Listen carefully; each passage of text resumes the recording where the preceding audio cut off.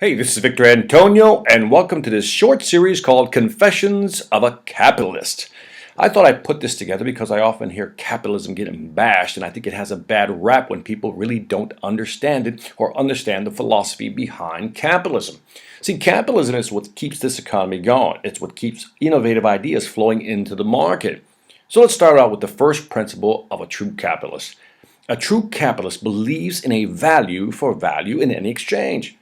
Now, believes in value for value in any exchange. What does that mean? When you enter into a business relationship, there should be value for value. When you work for somebody, there should be value for value.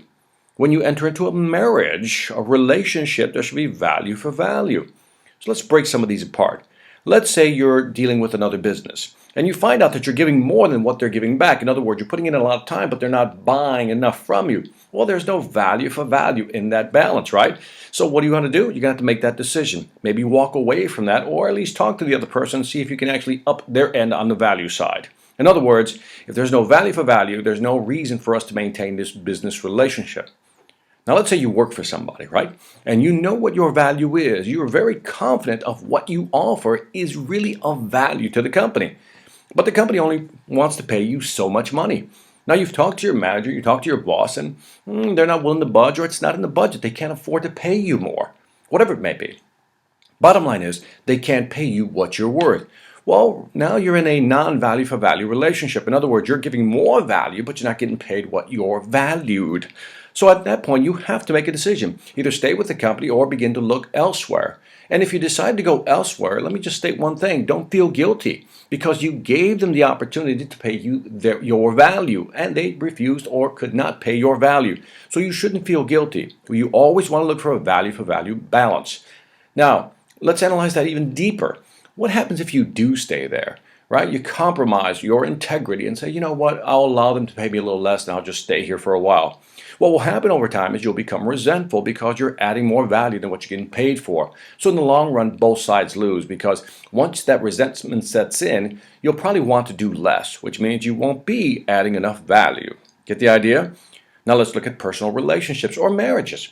When you meet somebody or deal with another person, you want that value for value relationship. In other words, you're bringing certain things to the relationship and they bring certain things to the relationship, and the hope is that it will complement both of those, right, to make you both stronger. But what happens when you're giving more and the other person isn't giving enough? Again, there's an imbalance in the value for value exchange. So this is always good to keep in mind that anytime we deal with business, employment, or our personal lives, there has to be a value for value exchange. If not, one side will feel taken advantage of.